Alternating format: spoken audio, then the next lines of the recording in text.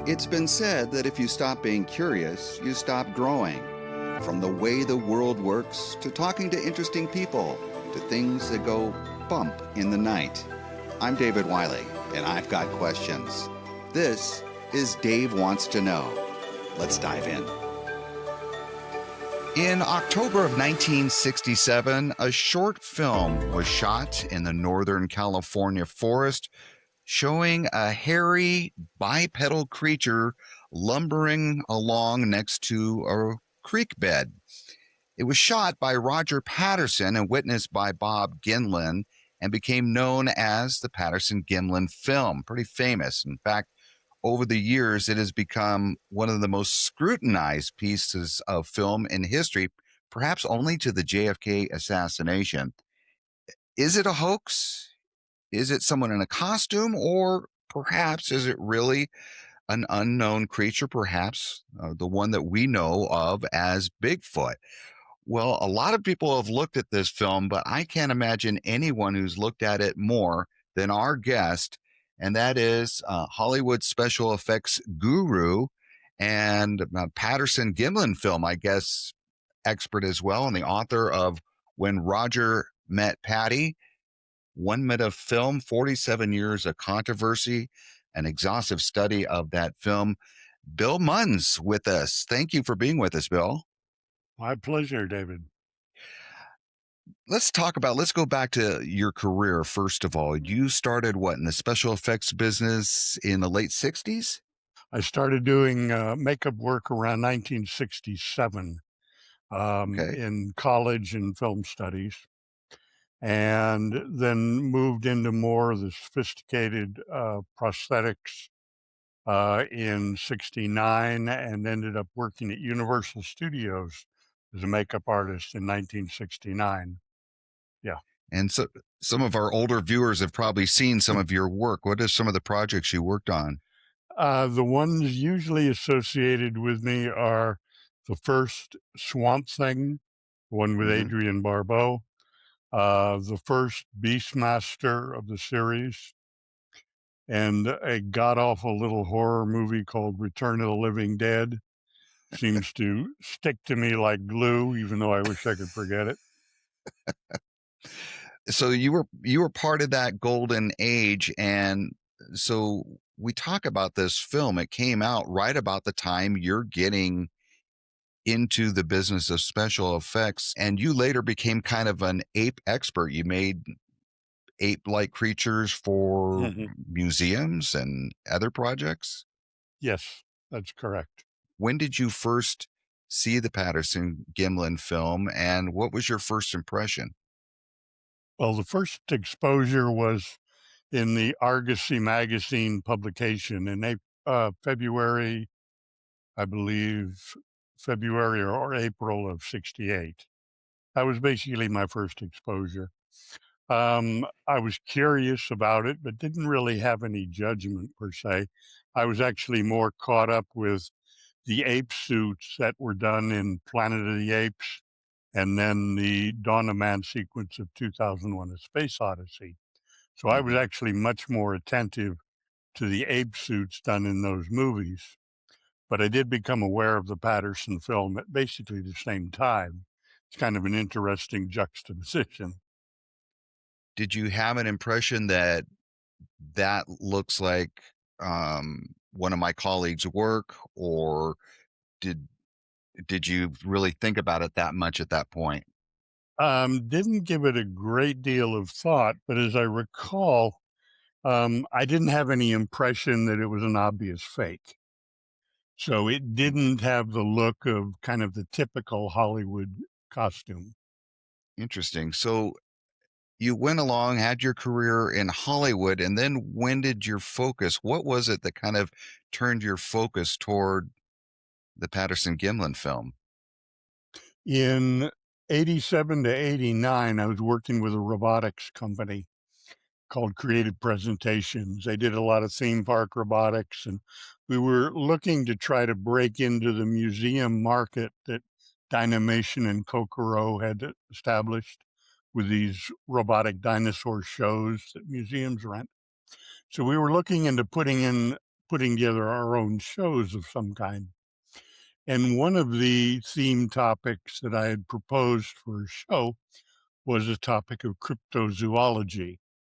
So it was going to look at all of the famous suspected cryptids and try to explain some of the modern technology we use to try to resolve the question, is it real or is it fake? Hmm. So we'd look at the Loch Ness Monster, we'd look at the Kraken, we'd look at the dinosaur in the Congo that I can never pronounce the name correctly. We'd look at abominable snowman, we'd look at Bigfoot, we'd look at, all these different things. And then we would look at some way of analyzing this phenomenon or this suspected phenomenon in a scientific way. And at that point, I do recall I did have one section specifically on the Patterson film and how it could be scientifically studied. And because it's one of the few where there is a substantial uh, filmed evidence that you have, which is excellent evidence, it went into a lot about the basic analysis of the film. So I would think at that point, I started to take it much more seriously and give it more attention. But I recall around 2000, I did an interview with a, a newspaper reporter, I believe up in Canada. He was asking questions about it. And at that point, I actually went on record as saying I suspected it's real. And my justification was looking at the back of the neck, because in a normal creature costume, an ape suit particularly, if you look back at the technology that was available in 1967, there was no way we could connect the head to the neck and the torso in a very smooth and stretchable way, because stretch fur didn't exist back in 67. So you either disconnected the head entirely from the torso and just let it move freely, or you put in enough extra fur that it actually kind of bunched up and wrinkled. But then at least you could turn the head easily left, right. To hide that wrinkle, then you had to build the shoulders up bigger. This was a technique that the ape mime by the name of Janos Prohaskis, he did, and in the documentary A Bigfoot Man or Beast, they interview him, and he comes out in one of his gorilla suits and then takes the head off, and he's talking about the Patterson film. But you can see these huge shoulders that he's got that hide the loose extra fur around the neck. Well, I was looking at the Patterson film, and where Patty turns her head, looks right at camera, and then snaps her head back around, walks away. You see the back of her neck perfectly, and it's absolutely smooth. Mm. Now, if the head was disconnected from the torso of a costume, there'd be a definite break between the two. If it's the older technique of using a lot of loose fur, so it's connected but loose, you'd see the wrinkle, and you don't see either one. Now, having a neck that smooth was accomplished in 1984 with Rick Baker's work on Greystone, The Legend of Tarzan, because that was one of the first instances where hair was actually tied into a stretched spandex base. But that's 1984. That's not 1967. In 67, that smooth back of the neck just wasn't possible. So about that time is when I finally sort of committed to the um, opinion that this is probably real. Um, and then in 2008, when I actually jumped into it, into the deep end of the pool, Hmm. um, and realized how much material was available, then I started putting together a much more comprehensive study. And we can talk a little bit about that. Some of the ones that I hear about a lot is that there appears to be a belt or some type of thing around the waist, and also the lack of a how do I put it delicately, but a crack in the rear end. Yeah. What? How do you Ag- look at those? okay, the belt thing is just a poor image interpretation. Okay. If you go to the very best quality frame samples and images, you do not see any belt. You do see some folds and some unusual contours um, in the waist area and across the side of the buttocks. But if you actually look at real human beings who are, say, middle-aged and who are naked, like people who are naturists or nudists, you'll actually see all of those exact same folds, wrinkles, dents. There's a little dimple on the side of the buttocks, which is natural. Um, so all of these contours that we see, if you look at real, honest human bodies of middle-aged people, you're going to see the same thing. So I didn't have any concern about those particular criticisms. Um, they Were were there all some that, validated as yeah, anatomically correct. were there other areas though that did give you concern, Um, or let's did you see. find it pretty legit from the get go? Well, once I started doing item by item analysis of the body, I found out that one of the things that's definitely not probable is the head shape. Um, the human head from the eyebrow ridge, the forehead goes almost straight up and then curves into the cranial vault. But on Patty's face, and Patty is the creature for those readers or listeners who don't know. With Patty's face, as soon as you go above the brow ridge, the head goes straight backwards, typical of a Mm, gorilla and some chimpanzees, and a few of our ancient human ancestors, Paranthropus boisei for one particular, um, but not humans. And with prosthetics and costume effects, we can only add to the human form. We can't subtract. So here we have a head which has a lower cranial vault than just about any human I've ever seen on the face of the earth. And there's simply no way we can take a human and subtract that. There are cheats to try to make it look like we're subtracting, but they're actually building up bigger and building the front of the face out more, and you end up with a much larger head. But Patty's head is remarkably compact. So that head shape basically almost totally excludes any prospect of a mask. That was one in particular that to me was very profound. And I have never, since that criticism has been leveled, I've never found anyone who has been able to offer a solution in a costume form. Um, a second thing is that, the when she looks back at camera, that's the only time we actually see the front of her chest. And she has what appear to be fairly well-developed mammary glands or breasts. If you image stabilize correctly that short sequence, you'll find that there is a fluid motion to the breast mass, particularly when she steps forward, but she's looking back at camera, so she's not looking where she's stepping. Her walk is kind of on an autopilot, you might say, where her forward foot expects to find the ground at a certain height, but it's actually lower. She's actually stepping down. So when her foot expects to reach the ground, she shifts her weight onto it, but the ground's still an inch or two lower.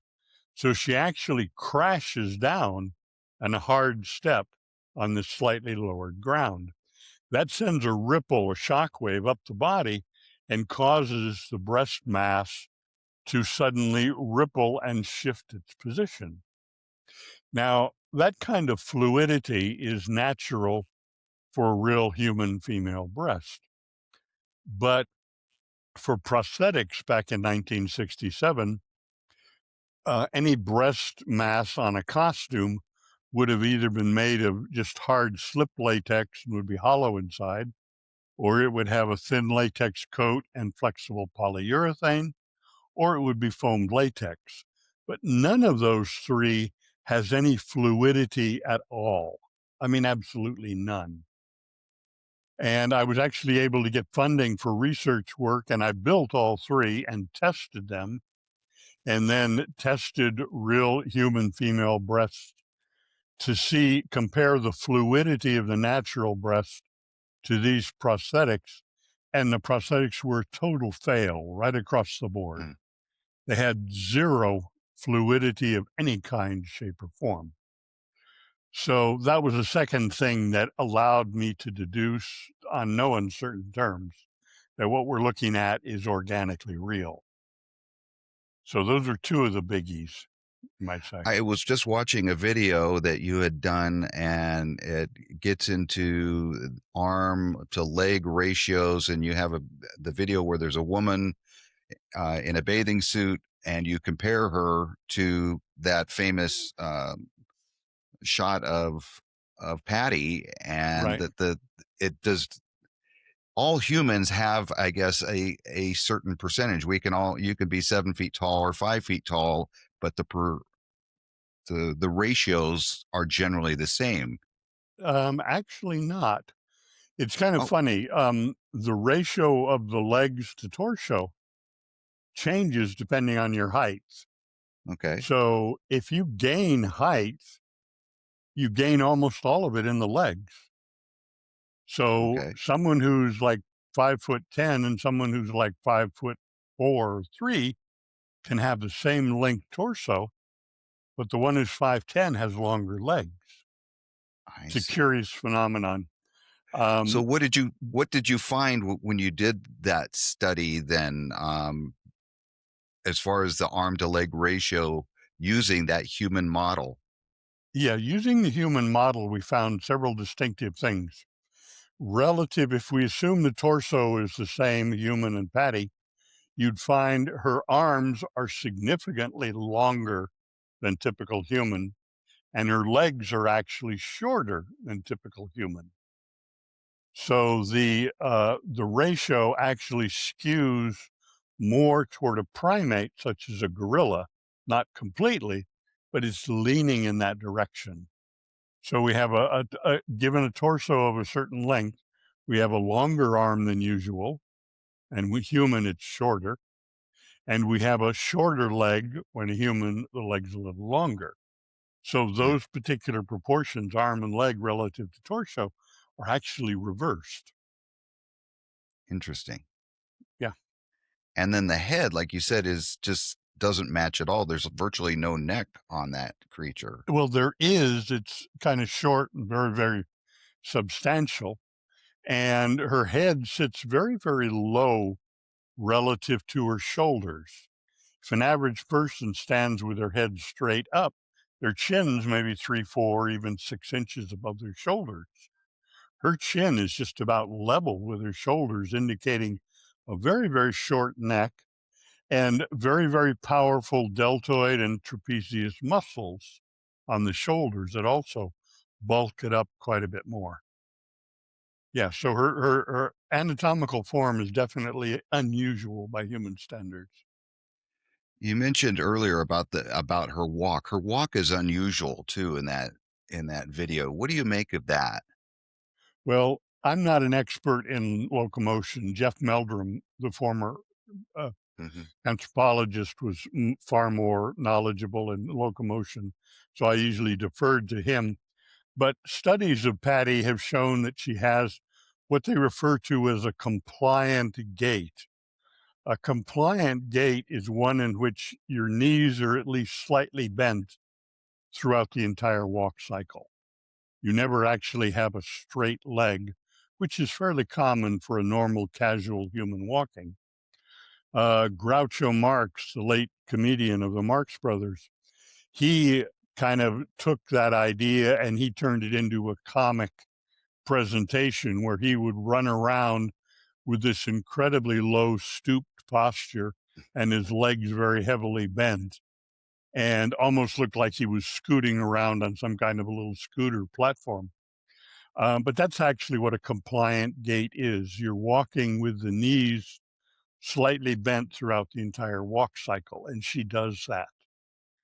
And So that is I somewhat would imagine that unusual. that would be very difficult for an actor to replicate.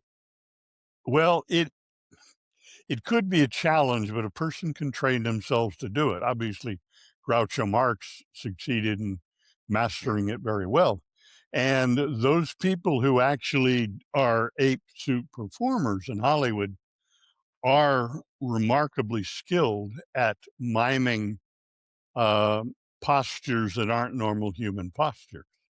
So it is possible, but it's unusual. And it would take a certain amount of training. Yes. In your book, you talk a lot about the photography, the camera, the type of camera, and stuff. It gets pretty detailed, but can you give us kind of a thumbnail overview of your thoughts about the camera and what you can deduce from about the images, knowing what kind of camera was used? Yes, because of my background as a 16 millimeter filmmaker, when I was in college in the late 60s, I used a lot of 16 millimeter cameras and was familiar with the lenses. So when I started studying the Patterson film, I brought that filmmaking awareness to the research, which no prior researcher had ever considered. So I looked very extensively at the camera and the lens issues because I realized that they had a lot of information to give us. Now, one thing that I found out, a lot of people had assumed Roger was using a Kodak camera called a K100. It was their largest spring wind camera that Kodak made. A lot of people assumed that's what Roger used because he had rented one in the months before. But I was the first to actually prove to a certainty that that was the camera because the camera has what's called an ID mark.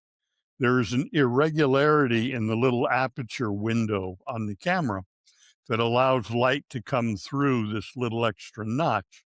Every camera manufacturer has a different shaped notch. Mhm. So the Kodak K100 notch, which is a little half circle, which will appear when you look at the film in the upper left corner, was the ID notch for that particular make of camera. And I was able to find that on a few of the transparencies Patricia Patterson had, which were taken directly from the camera original, because all of our copies, the copy process masks some of that off so you don't see it on copies, but I found it on the original. That confirmed to a certainty that it was the K100 camera. And what does that tell you? I mean, why is that important? Okay. The way cameras operate is significant to us when we study the film because Roger, when he was filming, actually turned the camera on and off 6 times. A lot of people think Really? he just turned the camera on and he ran for it, but it actually has 6 starts and stops in it. Now, if you understand how the K100 works, when you operate the lever that starts the camera, from its off position, you have 3 other positions you can select. If you pull it down one position, the camera will start operating and it will continue to run as long as you hold the lever down. But if you let Mhm. go of it, it clicks back up to neutral, camera stops. If you pull the lever down to the second position below, you can let go and the camera will run until you physically push the lever back up. And if you put the lever up one notch, it will take one frame only, no movies. So those are the different positions of the selector switch. Now, if Roger was doing a hoax, he would figure, okay, I'm going to turn the camera on and I'm going to chase my guy in the suit, and that's it. He would have pushed the camera lever to the second selector and just let go and focused on chasing the guy and focused on navigating the environment without having to pay attention to the camera. That's what a hoaxer would have done. But Roger didn't do that. He pulled it down to the first position, which means the camera will run as long as he holds his finger on the lever. But if his finger slips off, the camera will automatically stop. Then he has to turn it back on again. And that's actually exactly what happened. He starts walking toward the subject with the camera on, and after about 4 seconds, it suddenly goes off, and then he turns it back on in about a little more than a second. Now, there's no logic to that as a hoaxer. But if you understand, he's only holding the lever down in the first position. His finger simply slipped off the lever, camera stopped, he realized it, turned it back on. Then he goes to the edge of the creek. That's the end of segment 2. And there's a 2-frame sequence. Now, camera takes 16 to 18 frames per second. A 2-frame sequence means you're holding down that lever for a 1/9 of a second, which is nothing. Right. Now, deliberately, that's almost impossible to do, to push it down, and as soon as the mechanism engages and the camera starts, you let it go. But he did that. And when he did it, the camera experienced a very unusual rotation. There's a motion blur, which normally is linear when you move the camera a certain direction. But this motion blur is rotational.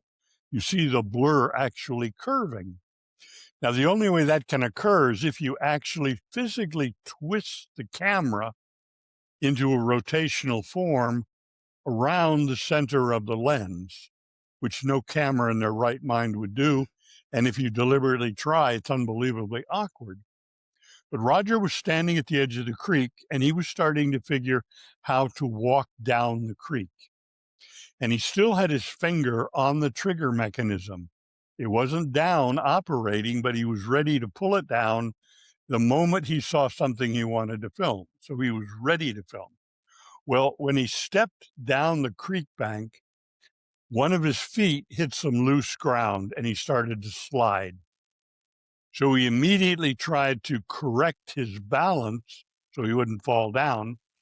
And in that correction with his hands, trying to correct his balance, he not only turned the camera on and immediately let go of the mechanism, and at the same time, he twisted the camera. That produces this 2-frame segment 3. Okay, that is almost impossible to do deliberately. It's an accident. And it's an accident because he was holding the camera at the ready when he was stepping down the creek bank and slipped. Okay. Now, when he goes down the creek with the camera off, crosses the creek, and starts climbing back up the other side, when he's down in the creek, he can't see Patty. He doesn't know what she's doing. He doesn't know if she's disappeared into the woods. He doesn't know if she's just walking the same way. He doesn't know if she's turned back around and she's coming at him. He doesn't know. When he starts walking up the creek and he sees her again, and he sees she's still on the same path, he turns the camera on before he even gets to the top of the creek and starts kind of shaking it because he's still climbing. And then suddenly he decides he wants to get closer to her because he's out in the open, and he's still holding down the camera, but it's pointed at the ground while he's running forward to get a better position. Now, again, as a hoaxer, this makes no sense. It's meaningless. All of this footage of the ground while he's running forward. And then he finally stops. He realizes he's wasting film. He lets go of the camera, and he stands solid, positions the camera, and then turns it on standing, not walking. And that's when he actually films the look back. And that's our best sequence because he's holding the camera steady. When you understand how the camera works and you study the behavior of this camera operator, you realize that nothing he's doing makes sense as a hoax. But everything he's doing makes sense if it's a real unplanned, spontaneous situation, and he's simply turning the camera on and off on the fly whenever he thinks he can get a good shot. He's just opportunistically trying to grab any shots he can. It's almost like a detective kind of deduction there. I think a lot of people wouldn't even think about that. That the start and stop and the movement, it fits the story. Yeah.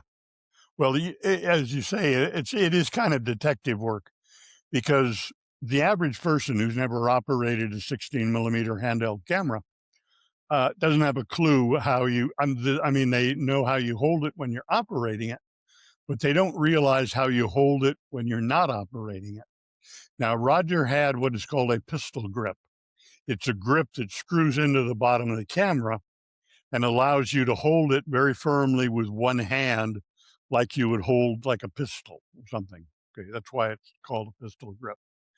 Um, when you have a grip like that on the camera and when you are not filming, you don't hold it up to your eye. You actually hold the grip and you lower the camera to the side and you just Mm. carry the camera, but you don't look through the lens and you're not ready to shoot. Now, I make the comparison of a person with a firearm, like a pistol.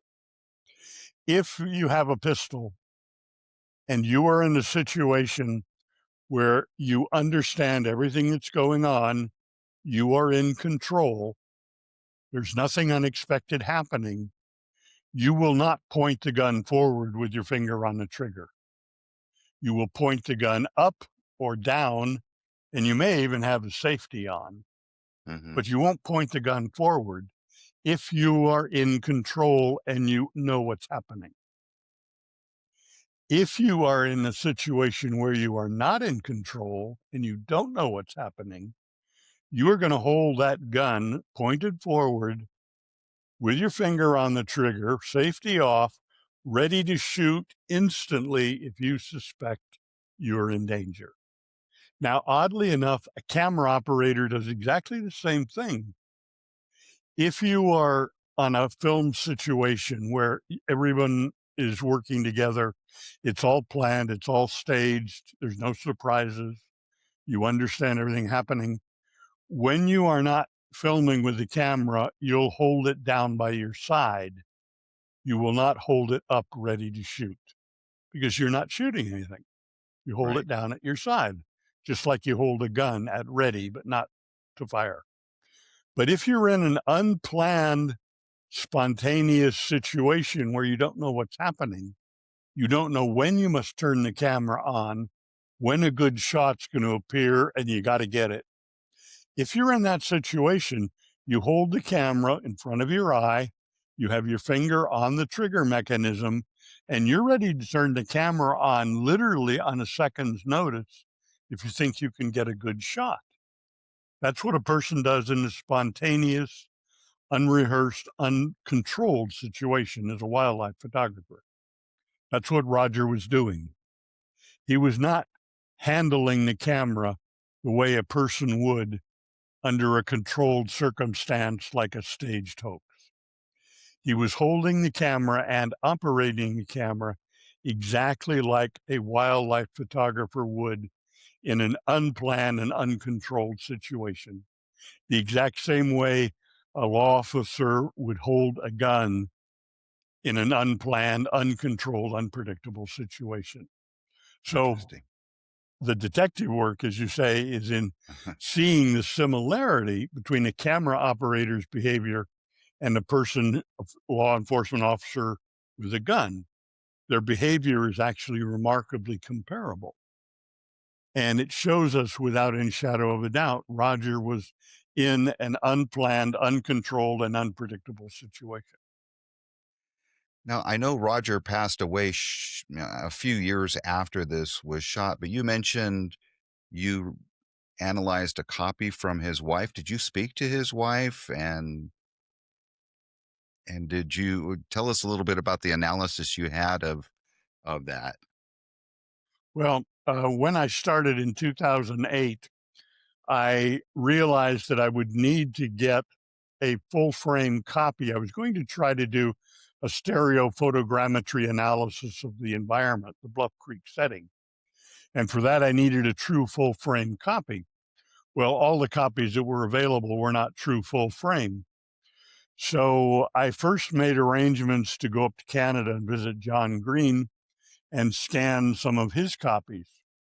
But after I scanned them and I got home, I found out they weren't true full frame. They were ever so slightly cropped, about 97, 98%, but still not true full frame. So I found that Patricia Patterson, Roger Patterson's widow, she did have a true full frame copy.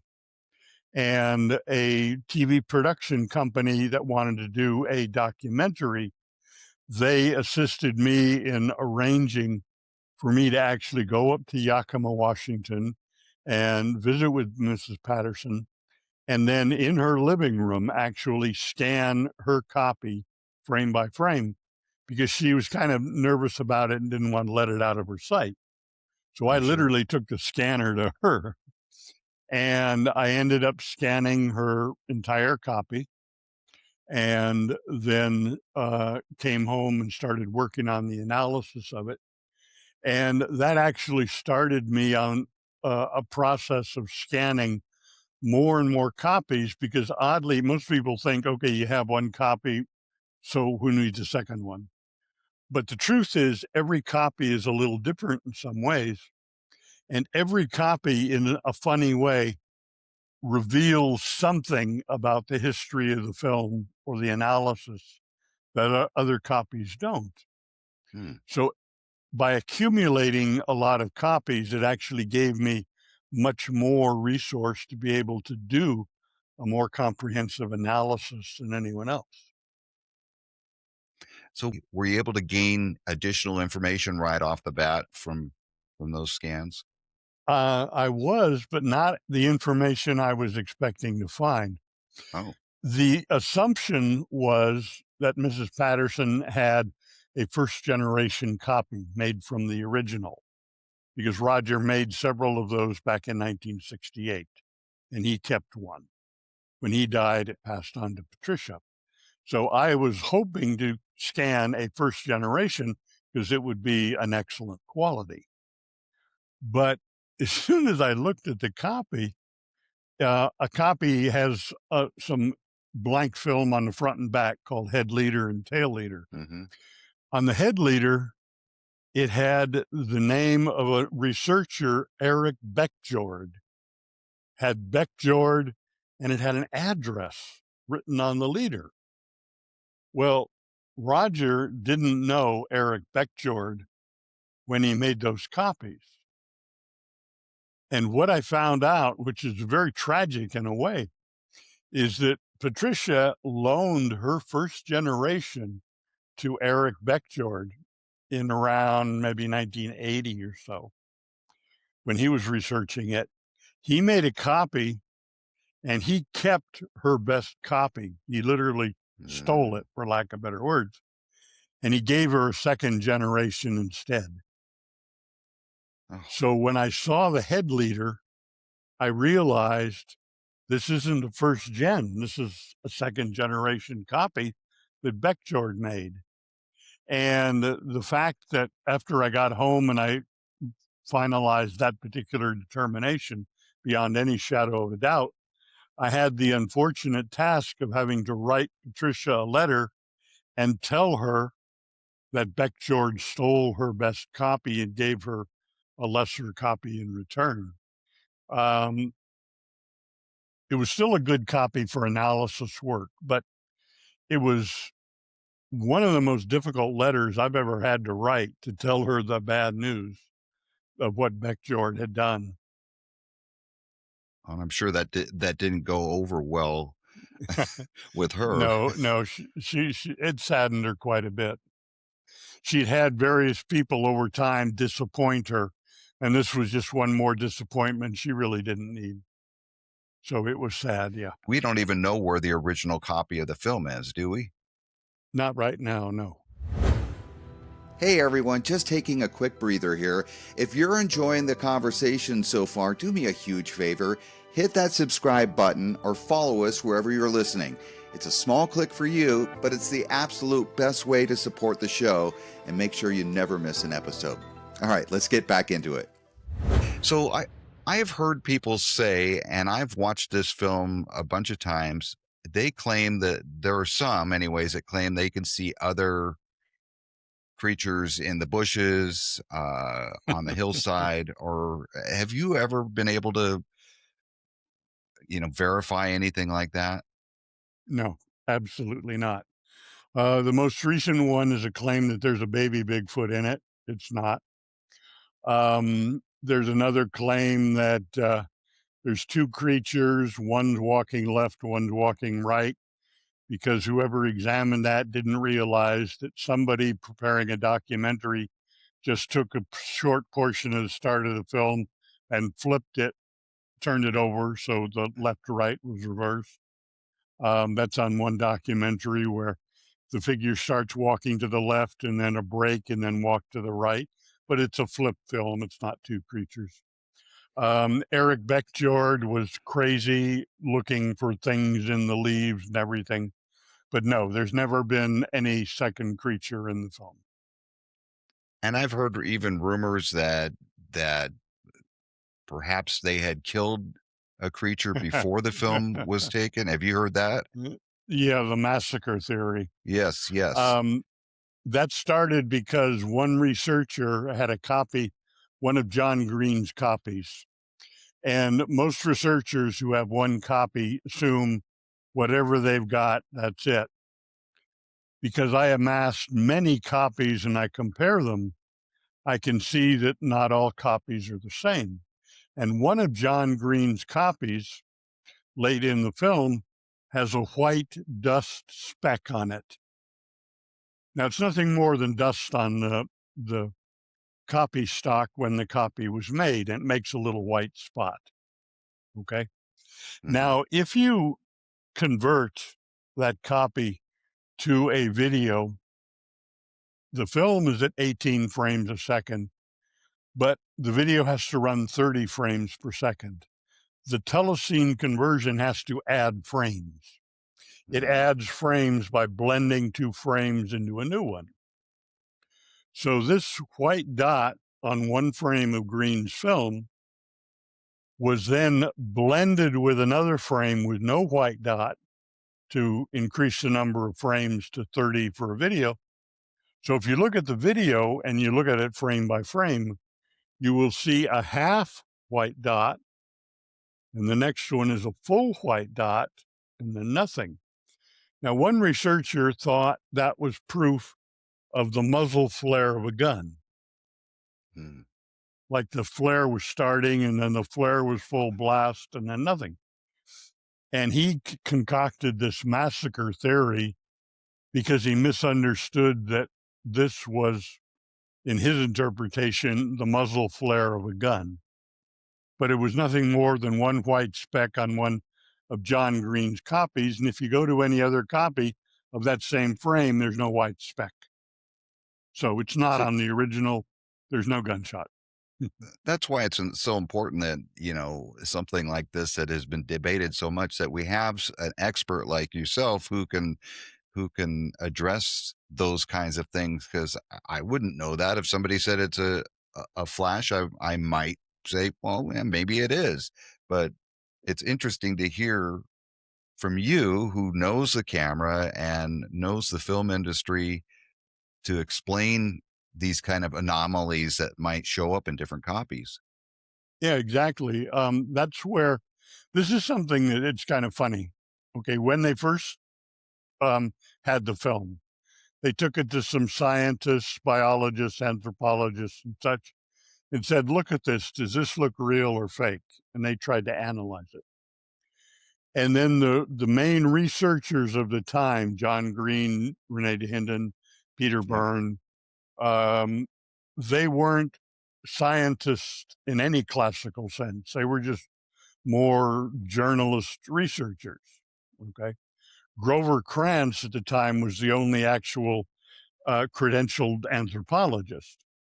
But what all of them missed is the fact that your evidence is a film. And if you want to understand a film, you have to talk to a filmmaker. Because if you're not talking to a filmmaker, you're missing half the value or more of your evidence. And if you want to talk about maybe it's a person in an ape suit costume, you've got to talk to a costume maker. Forget about any lay person guessing. You got to talk to the expert.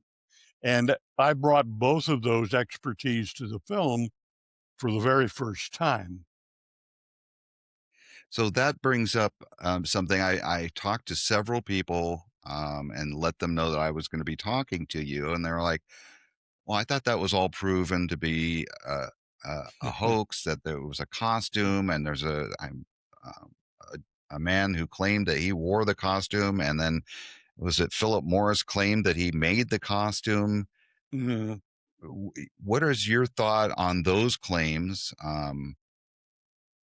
Because I've always heard, or it's certainly questionable, and they've never produced the costume that I'm aware of. Okay.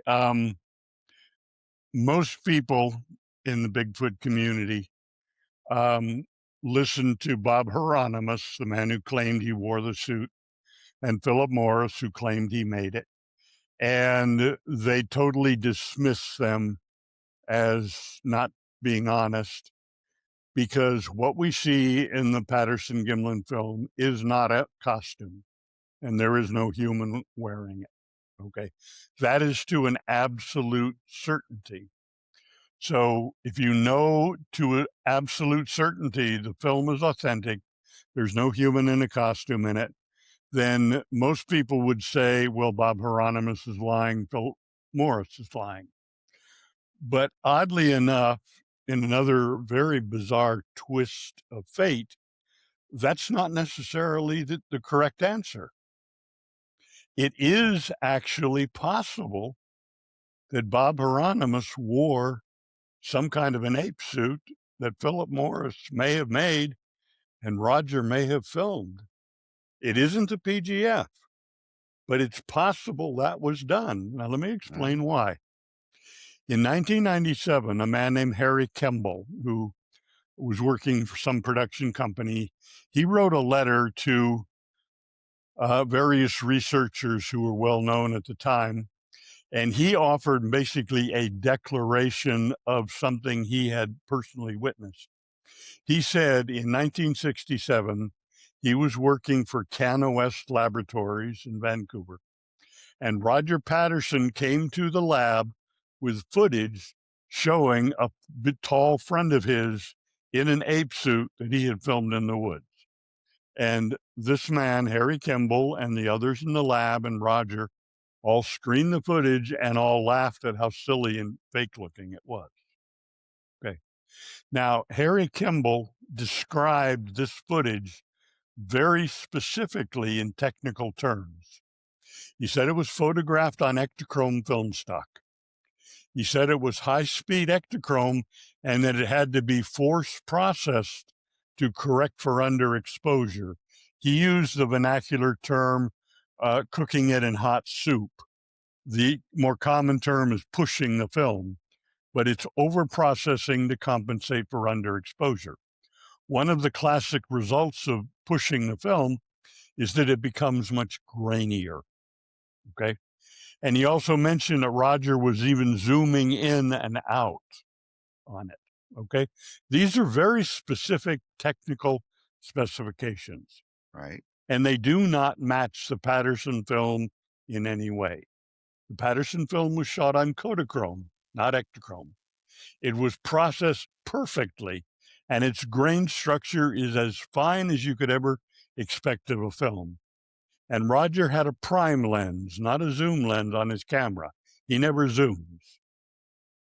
So this man, Harry Kemble, is describing a film very specifically, but as far as the PGF, he's all wrong. So the researchers at the time just dismissed him as a crank. They said, nah, okay, he doesn't know what he's talking about. Well, I got a copy of some of Roger's other documentary footage, about 650 feet. That's like 6.5 reels of various landscape footage he had taken for the documentary he was hoping to put together. And I analyzed this other footage that Roger had shot. One, he used other cameras aside from the K100. That wasn't the only camera he used. Two, he shot ectochrome as well as Kodachrome. Three, one of his reels has grain structure so big when I first saw it, it scared me. And the only explanation is it was pushed or force developed. And fourth, Roger on some of his cameras had a 10-to-1 zoom lens, a professional Ingenue 12-120 lens. So if you look at Roger's other documentary footage, everything Harry Kimball described, Roger's done. He's shot ectochrome. He's pushed the film in the lab. He's used a camera other than a K100, and he's used it with a zoom lens on it.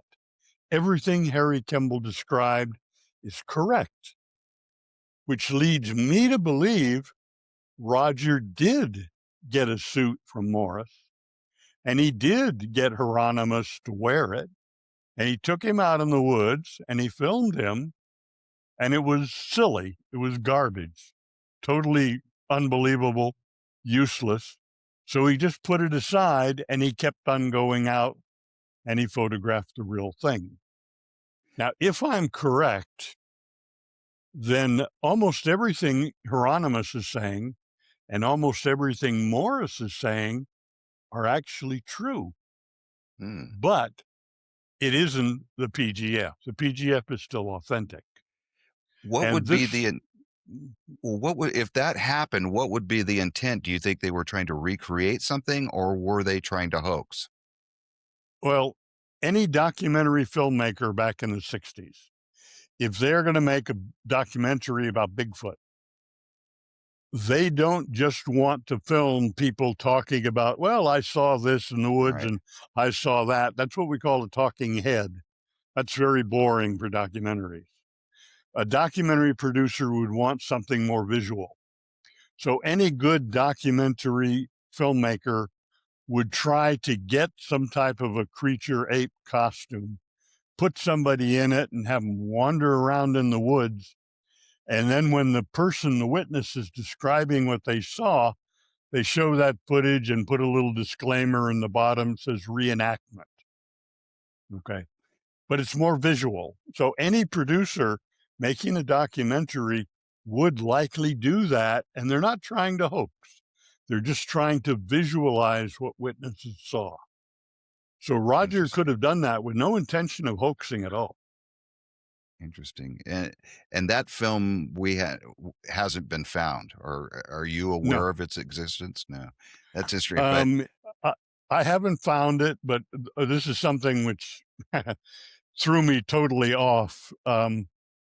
Another film has surfaced with someone dressed up in a creature costume, modeled to look like Patty, and walks through the scene, including raising one of her feet up so you can see the bottom of the foot, exactly like Patty does. And even has somebody riding on a horse holding a rifle, the way Gimlin was supposedly riding shotgun for Roger. And this film surfaced just in the last year. A documentary was built around it, and the company that made it is now showing that documentary with this footage. And I'm one of the people who's actually on camera commenting about it in that documentary. But it's going to the film festival circuit right now, even as we speak. And there are two possible interpretations for this footage. One is people would say it was a test run for the PGF if the PGF was a hoax. They tried it once, it wasn't good enough. They studied it, they made it better, they went back and did it again. That's the preview theory.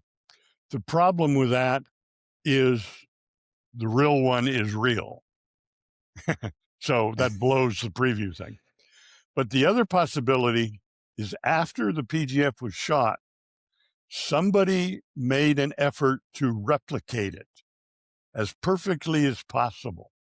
And the only explanation I can come up with is that it was Al Diatley, Roger's brother-in-law, because he was getting ready to take Roger's film around the country, show it in theaters to people, the general public, and tell people this is real.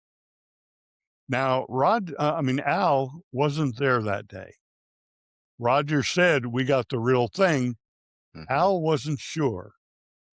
No offense, but he didn't exactly trust his brother-in-law, to be honest.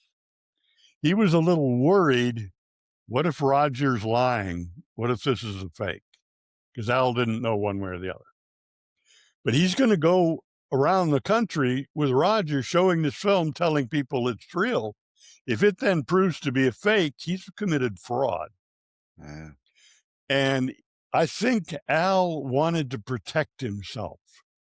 So he found somebody to make a costume similar to Patty, found a cameraman who went out with him and shot a perfect replica of how she walked and where she walked, so he could look at that film and see for himself, if I fake it, can I look at it and tell it's a fake? And after seeing it, which obviously it is a fake, then you can look at Roger's footage and say, yeah, Roger's is real.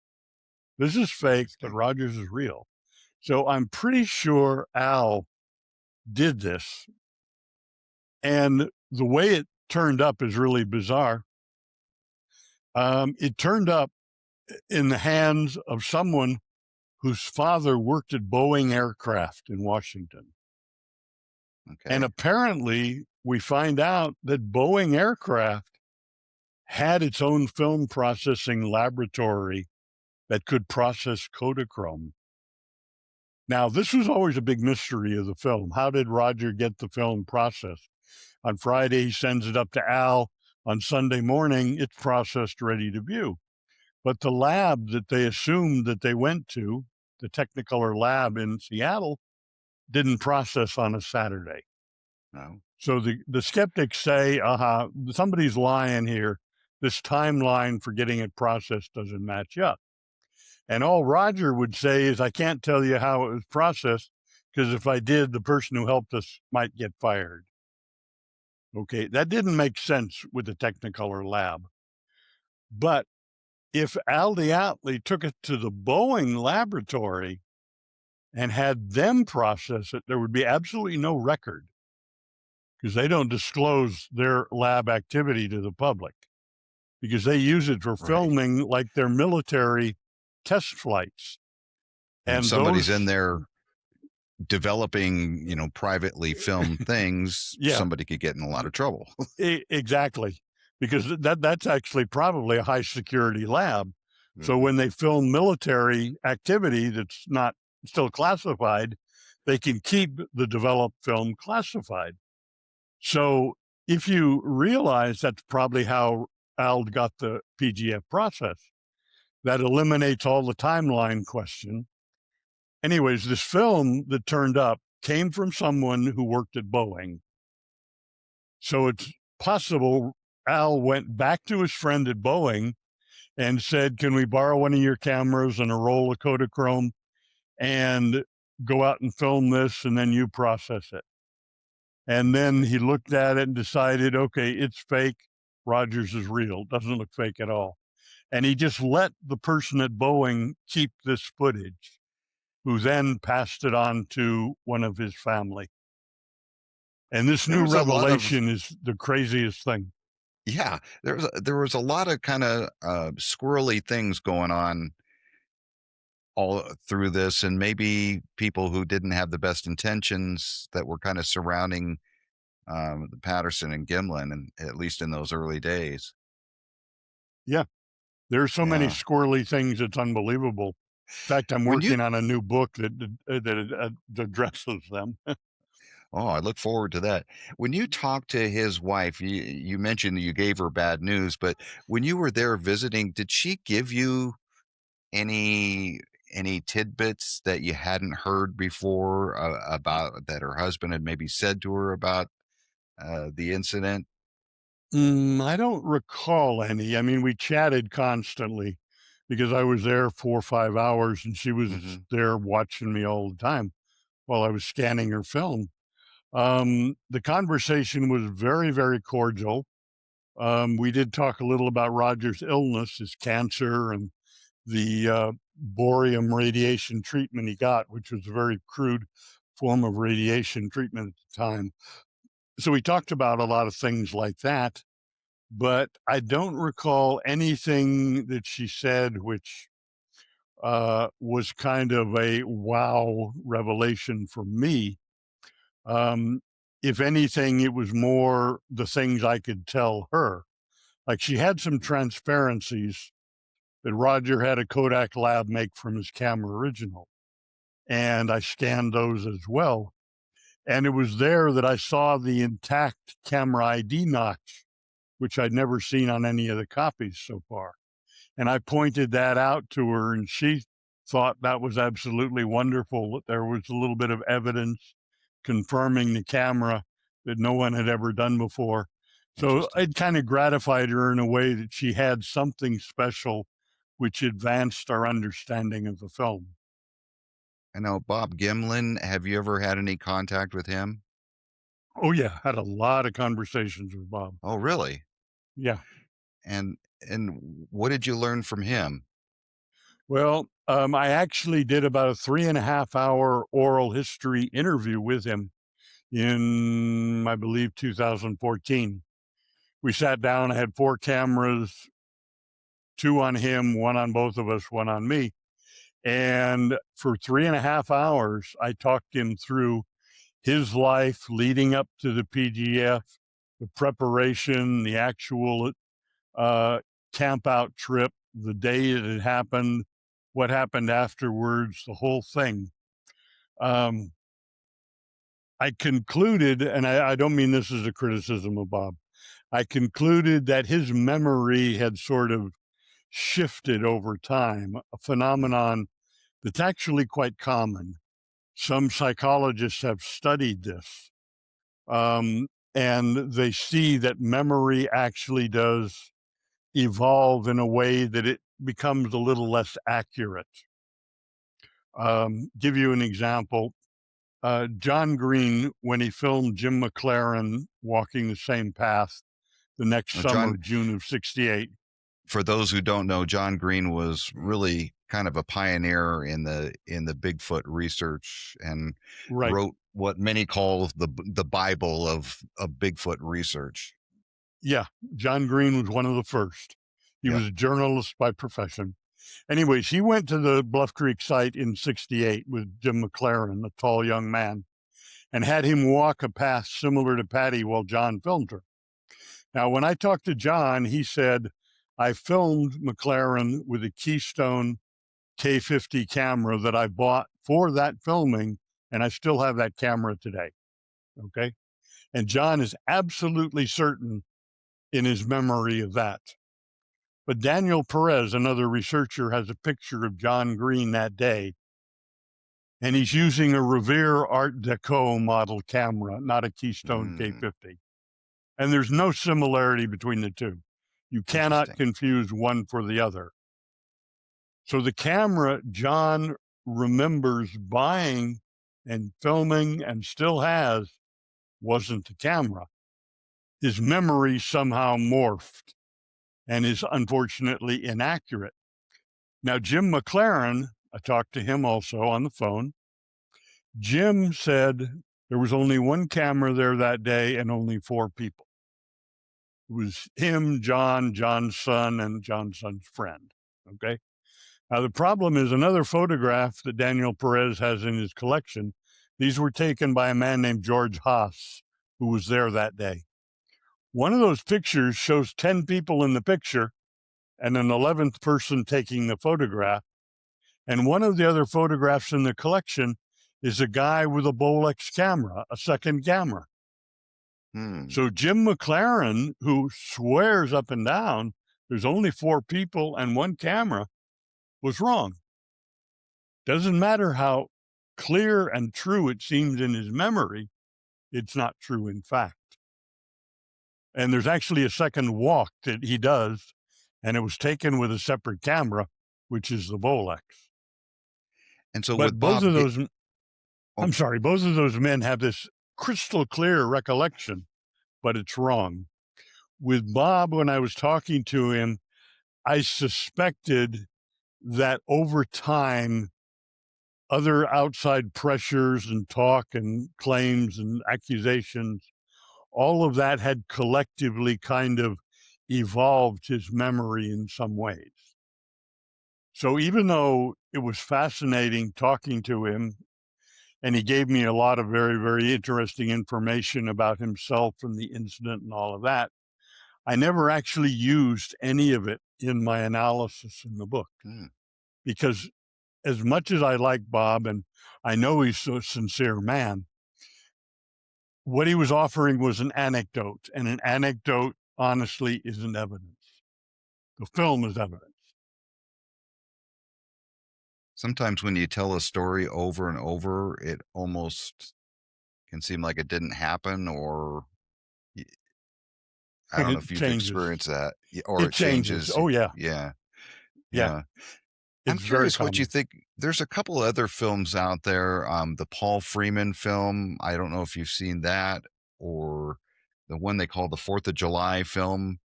The And runner in the distance, yeah. if you've I seen have seen those, them. and if you have any thought, I know you haven't studied them maybe perhaps to this extent, but Yeah, I haven't really. The runner film, the 4th of July one, that's too small to possibly make any determination of. The Freeman stuff, I haven't really studied in any particular detail. Doesn't look terribly realistic to me, and I believe it has been proven by others to be fake. The only other one that I studied fairly extensively was one that was taken by some people in Kentucky. They had a site they called a habitation where they said these creatures live and you can find them often on the site. And they took some video footage and they sold it to somebody who was going to release it to the public.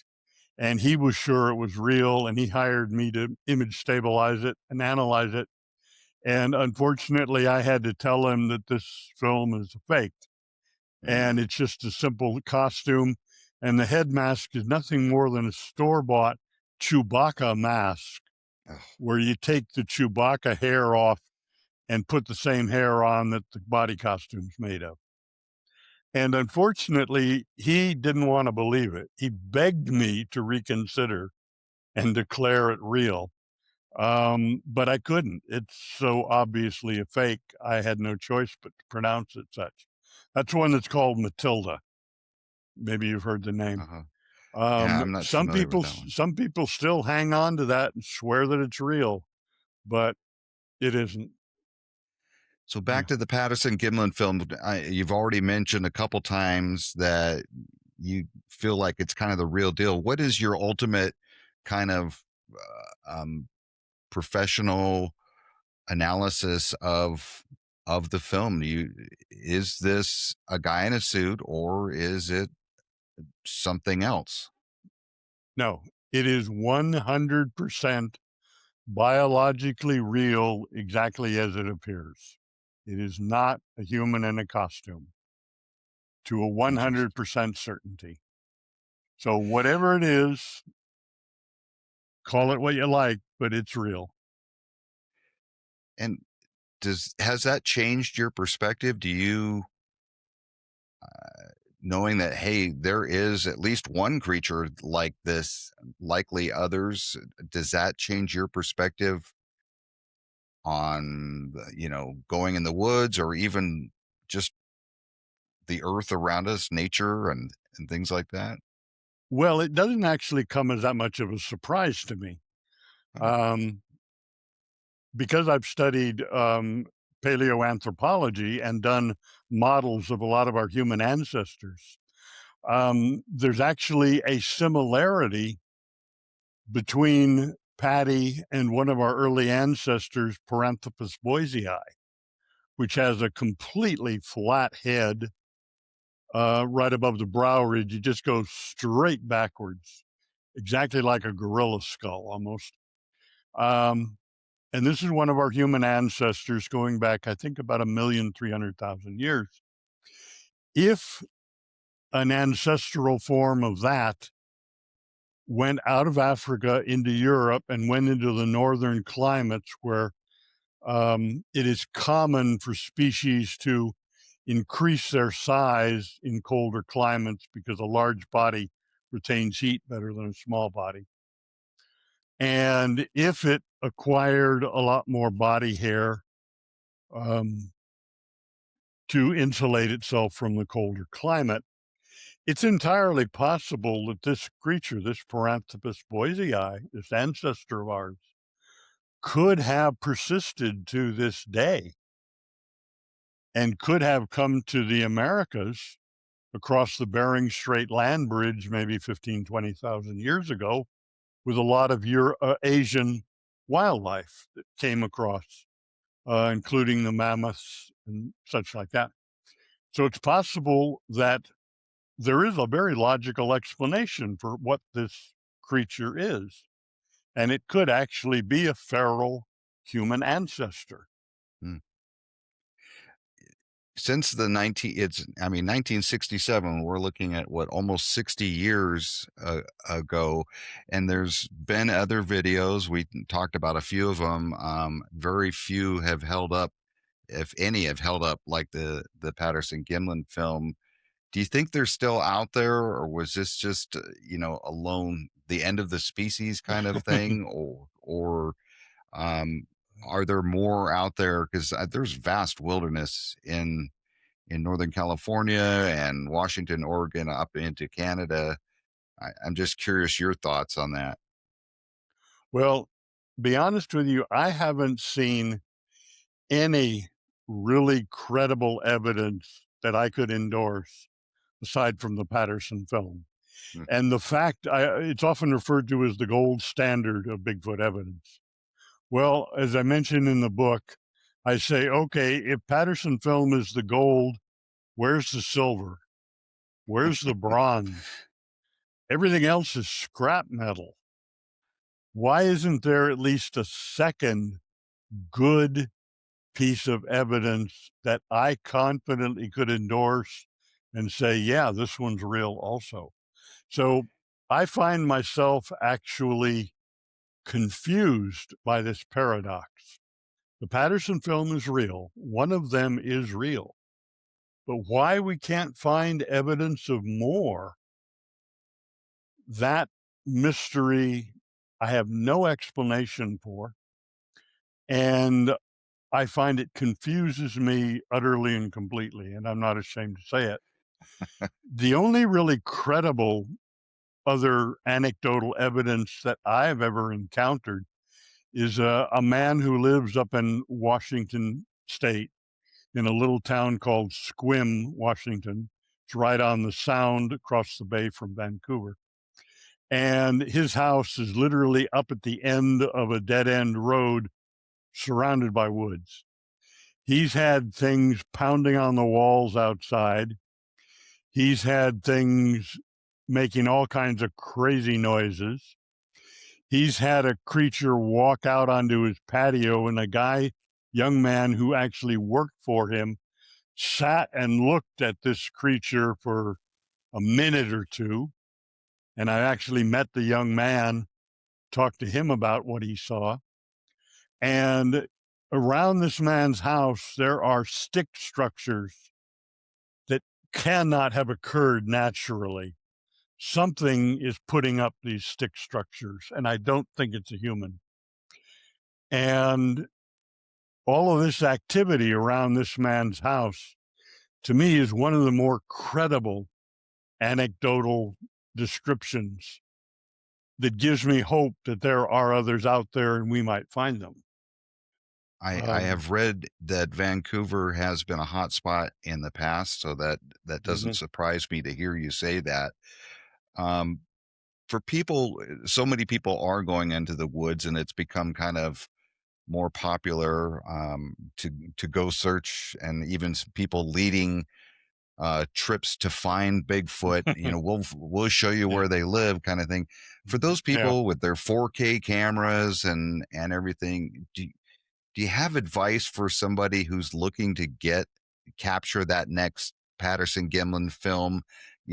Because and not and try to avoid the scrutiny and the questioning that film has endured for all these years?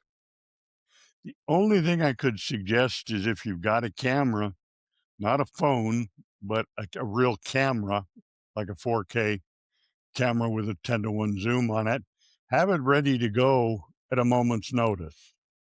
Have it in your hand, have your finger on the trigger, and be ready to shoot literally within a second if you see something suspicious. That would be about the only advice that I can really offer. The phones, even though everybody's got one, their video, I've seen a lot of it, and I've never seen anything worthwhile come from it. Interesting. I just thought of one other thing, and I just saw this, and I don't know if you're aware of, and I may be butchering his name, David Pilates. Pilates, yes. Yeah, Um, Pilates. that he is out with a new documentary, and he's kind of shifting to that there may be some supernatural side to all of this phenomena. Have you run across anything that would give that credence in your view? The paranormal explanation has always been, one way or another, kind of on the fringe of the whole Bigfoot Sasquatch phenomenon. And different people at different times tend to embrace it. And once they embrace it, they can really start going off the deep end. I don't know about David. He has a very distinguished reputation as a law enforcement investigator, which would suggest he's a very practical, rational man. I'm not familiar with what you're mentioning, so I obviously won't comment about it, yay or nay. But from everything I have seen, everything I've experienced, everything I've read, I don't think any kind of a paranormal explanation is necessary or appropriate. I think we are dealing with an unequivocally physical species, and it is likely some type of a relic hominin, a human ancestor, actually, a feral human. I think that's a great place to end this. Folks that are watching or listening to this, I highly recommend Bill Munns, William Munns, When Roger Met Patty, because we really only scratched the surface of the research and evidence that he looked into. This book is available on Amazon or just about anywhere. And I'm excited to hear that you're writing another book. Any idea when we might see that? I'm hoping to have it out maybe by the summer, June, Fantastic. July, And do you have a thereabouts. name for it, or? No, it basically, though, it addresses all the mysteries, the controversies, the confusion, and basically tries to tie up a lot of the loose ends that I wasn't able to do in the first book. And there's some crazy things in there. Well, I look forward to reading it. And like I said, I totally enjoyed your book, and I appreciate you making time for us on the podcast here to talk about this. I feel like we really only scratched the surface, but I think you've made a pretty good argument for this was the real thing. That Patterson-Gimlin film was the real thing. Well, thank you very much, David. Pleasure to be here. Thanks, Bill. Special thanks to Bill Munns for his insight on the Patterson-Gimlin film. If you want to dive deeper into his findings, check out the book When Roger Met Patty. If you enjoyed this episode, please like and subscribe to Dave Wants to Know. Stay curious, and we'll see you next time.